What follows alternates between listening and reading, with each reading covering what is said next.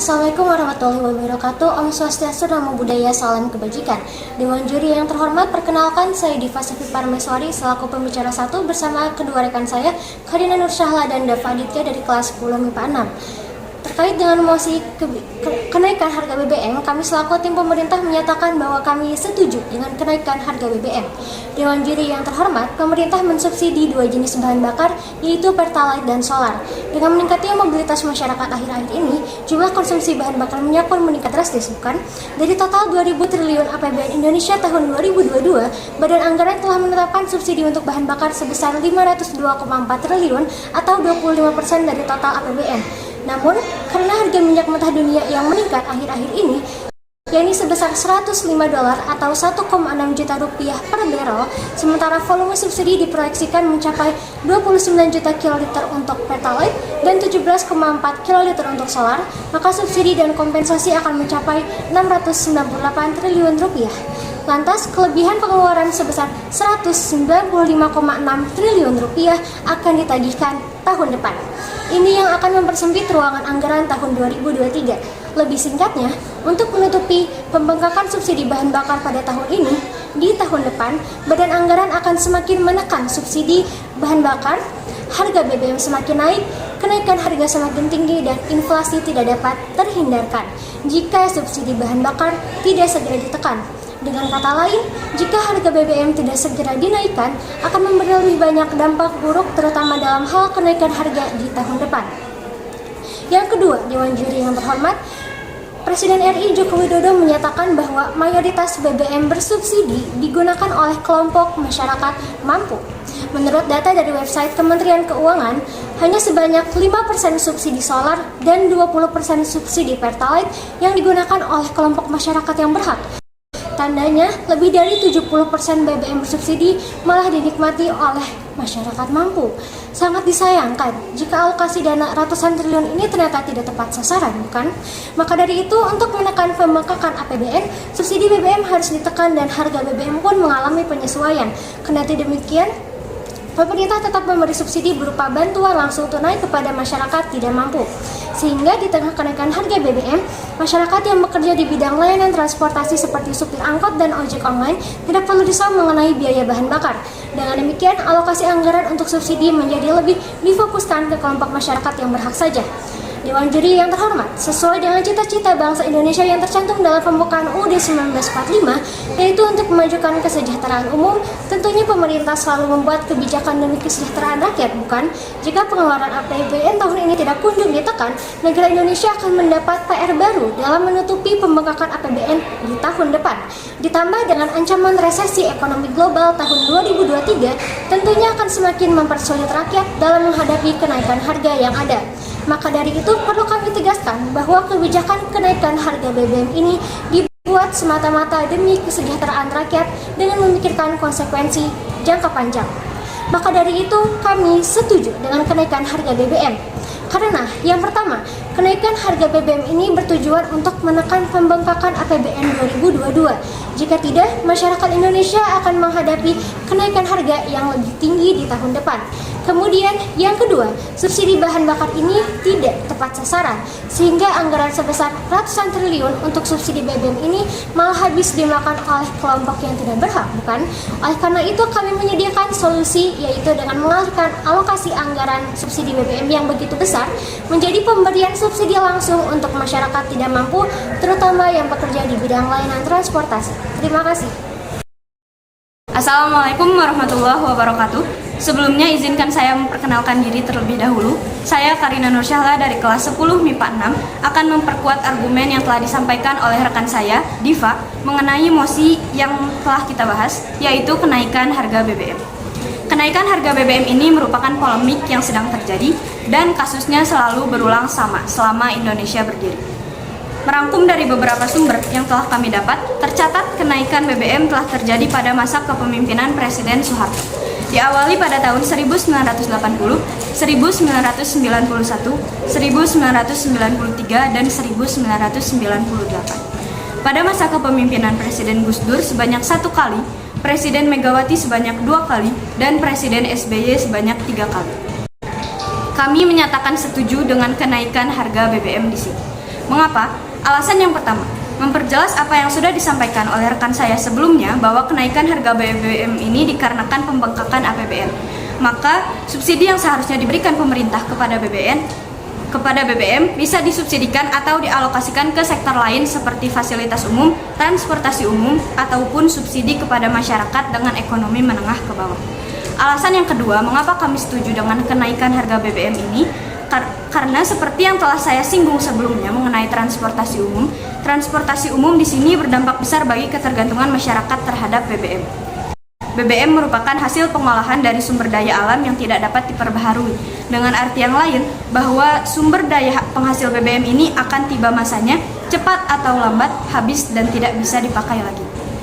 Untuk menghindari hal tersebut, maka dibutuhkan transportasi umum. Dewan Juri yang terhormat, coba bandingkan berapa banyak BBM yang dipakai oleh kendaraan pribadi dan BBM yang dipakai oleh transportasi umum. Perbandingannya sangat jauh berbeda, di mana transportasi umum lebih menghemat penggunaan BBM dikarenakan bisa membawa penumpang dalam jumlah banyak, tetapi dengan pengeluaran BBM yang sama.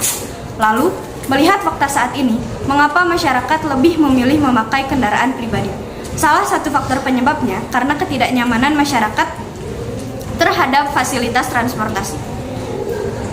Maka dari itu, APBN yang seharusnya dialokasikan untuk BBM perlu dan sangat bisa dialihkan untuk membenahi fasilitas transportasi umum. Dalam artian, jika fasilitas transportasi umum sudah memadai, maka masyarakat bersedia untuk menggunakan transportasi tersebut. Contoh pengalokasian dana ini bisa dilihat dengan adanya Transmetro Pasundan yang beroperasi di kota kita, Bandung, memungkinkan masyarakat untuk bepergian dengan gratis dan fasilitas yang sangat memadai. Selain itu, pemerintah juga telah menyediakan LRT dan MRT di Jabodetabek dengan harga yang terjangkau. Fasilitas transportasi ini telah diberikan secara maksimal oleh pemerintah untuk dimanfaatkan oleh rakyat dengan sebaik-baiknya. Alasan yang ketiga, kenaikan harga BBM ini bersifat sementara, sehingga kenaikan yang dialami hanya terjadi beberapa saat saja dengan tujuan menekan APBN tahun ini agar tidak membengkak. Dewan Juri yang terhormat, bayangkan jika harga BBM tidak dinaikkan. Mungkin rakyat memang sejahtera pada saat ini, tapi bagaimana nasib rakyat tahun depan? Beban APBN negara akan semakin tinggi. Hal tersebut pastinya akan berdampak besar untuk rakyat. Maka kami simpulkan bahwa kenaikan harga BBM saat ini bertujuan untuk menyejahterakan rakyat dalam jangka waktu yang panjang di tahun-tahun selanjutnya. Terima kasih. Baik, terima kasih kepada Diva selaku pembicara 1 dan juga Karina selaku pembicara 2. Argumen selanjutnya akan disampaikan oleh saya, yakni Dava Aditya dari kelas 10 MIPA 6 selaku pembicara 3. Dengan ini saya menyatakan setuju mengenai mosi dari kenaikan harga BBM. Selanjutnya, izinkan saya untuk menyampaikan argumen mengenai kenaikan harga BBM. Tujuan saya yakni memperkuat argumen dari pembicara 1 dan pembicara 2. Dengan adanya kenaikan harga BBM, justru hal tersebut memberikan keuntungan baik pemerintah maupun sebagian besar masyarakat. Dapat kita lihat, salah satunya adalah pengganti bahan bakar dengan menggunakan bahan dasar yang lebih unggul dan dapat diperbaharui, yakni biodiesel. Biodiesel merupakan bahan bakar alternatif yang berbahan dasar minyak nabati maupun hewani, terutama kelapa sawit. Hal ini memiliki sangkut paut dengan argumentasi dari pembicara 1 dan pembicara 2 mengenai peningkatan APBN yang dapat disubsidikan ke sektor lain. Biodiesel sebagai alternatif bahan bakar fosil yang dapat diandalkan sehingga telah menjadi peran strategis karena memiliki pengaruh positif dalam berbagai aspek. Terutama karena bahan dasarnya yang dapat diperbaharukan sehingga memberikan dampak baik kepada lingkungan dan meningkatkan kesejahteraan para petani. Mengapa begitu? Karena sebanyak 18% dari produksi kelapa sawit dengan rata-rata 55 juta ton per tahun dimanfaatkan untuk bahan baku biodiesel. Sepanjang 2020, Kementerian ESDM mencatat realisasi pemanfaatan biodiesel mencapai 8,4 juta kiloliter. Realisasi tersebut berdampak pada pengurangan emisi sebanyak 22,3 juta ton gas karbon dioksida. Dengan ini, kita fokuskan kepada inovasi yang berkembang di masyarakat. Hal ini sangat berkaitan erat dengan tujuan nenek moyang bangsa Indonesia yang ingin memajukan kesejahteraan umum dan mencerdaskan kehidupan bangsa. Bukankah sudah seharusnya kita merealisasikan hal tersebut dengan tanpa adanya instruksi pemerintah dan tekanan dari bangsa lain? Kembali kami kaitkan antara kenaikan harga BBM dengan inovasi baru bagi bangsa. Sudah kita ketahui sedari duduk di bangku sekolah dasar bahwa energi minyak adalah salah satu sumber daya alam yang tidak dapat diperbaharukan. Mengapa kita perlu mengajukan demonstrasi sedangkan kita tahu penyebab utama dari kontra tersebut bisa terjadi? Bukankah begitu, Bapak Ibu juri? Tidak perlu memusingkan hal yang tidak bisa kita ganggu gugat, sedangkan ada hal yang jauh lebih penting, yakni mencari inovasi baru dan memecahkan permasalahan tersebut tanpa adanya kontra antara pihak pemerintah dan pihak masyarakat. Selanjutnya, mengapa kami setuju atas kenaikan harga BBM? Berdasarkan pengamatan yang objektif, dengan kenaikan harga BBM dapat meningkatkan nilai produktivitas bagi sumber daya alam manusia. Bagi sumber daya manusia di Indonesia. Dengan itu, masyarakat dapat melakukan aktivitas di kesehariannya dengan menggunakan transportasi umum. Didukung juga dengan usaha pemerintah yang sedang berusaha untuk menyamaratakan seluruh wilayah di Indonesia dalam bidang transportasi umum. Dimulai dari nilai produktivitas yang baik, maka hal tersebut dapat berkaitan erat dengan meningkatnya kreativitas anak bangsa dalam membangun inovasi baru. Lalu, saya akan menguatkan argumentasi dari pembicara 1 dan pembicara 2 mengenai sifat kenaikan harga BBM yang sementara. Dari situlah titik yang pas bagi para pemuda bangsa untuk mencari kesempatan dalam inovasi. Menurut Albert Einstein, jika kamu ingin hidup bahagia, terikatlah pada tujuan, bukan benda atau orang. Dapat disimpulkan bahwa kesuksesan bangsa Indonesia tidak berkaitan dengan kontranya suatu peristiwa. Namun, negara ini akan maju dan sukses apabila tujuan dari para anak bangsanya jelas, bermanfaat, dan juga visioner. Terima kasih. Assalamualaikum warahmatullahi wabarakatuh. Dewan juri yang terhormat, di sini saya akan menyampaikan kesimpulan dari argumen kami. Kami menyatakan setuju terhadap kenaikan harga BBM karena berdasarkan pengamatan objektif dari beberapa sumber yang valid, kami memiliki argumen yang mendukung pernyataan setuju terhadap kenaikan harga BBM. Yang pertama, tujuan dari menaikkan harga BBM ini adalah untuk menekan pembengkakan APBN yang semula ditetapkan sebesar 502,4 triliun, kini membengkak hingga mencapai 698 triliun. Jika tidak kunjung ditekan, akan mempersempit ruangan anggaran tahun 2023. Yang kedua, sebanyak 70% subsidi BBM ini digunakan oleh kelompok masyarakat mampu yang tidak berhak. Subsidi triliunan rupiah ini dirasa tidak tepat sasaran, bukan?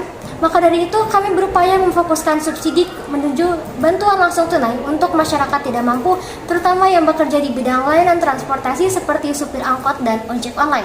Yang ketiga, alokasi APBN dapat dialihkan ke pembangunan fasilitas umum, terutama transportasi umum, sehingga dapat mengurangi ketergantungan terhadap BBM. Dapat dibandingkan dengan jumlah BBM yang sama, transportasi umum dapat mengangkut lebih banyak penumpang. Misalnya, bus Transmetro Pasundan di Bandung yang memiliki fasilitas baik dengan biaya gratis untuk umum. Yang keempat, kenaikan harga BBM ini bersifat sementara, hanya untuk menekan pembengkakan APBN tahun ini, sehingga di tahun depan harga BBM bisa turun dan harga kembali stabil. Kami juga menyajikan solusi berupa inovasi biodiesel yang berasal dari minyak nabati dari kelapa sawit. Biodiesel ini dapat menjadi alternatif pengganti BBM yang lebih ramah lingkungan. Selain itu, sebanyak 55 juta ton kelapa sawit dimanfaatkan untuk bahan baku biodiesel sehingga dapat menyejahterakan petani kelapa sawit. Maka dari itu, Dewan Juri yang terhormat, tim kami layak menang dalam babak penyisihan kali ini, karena argumen kami berdasarkan kepada bukti kuat dengan memikirkan konsekuensi jangka panjang. Ditambah solusi inovasi biodiesel yang kami sajikan sesuai dengan cita-cita bangsa Indonesia, yaitu untuk memajukan kesejahteraan umum dan mencerdaskan kehidupan bangsa. Terima kasih.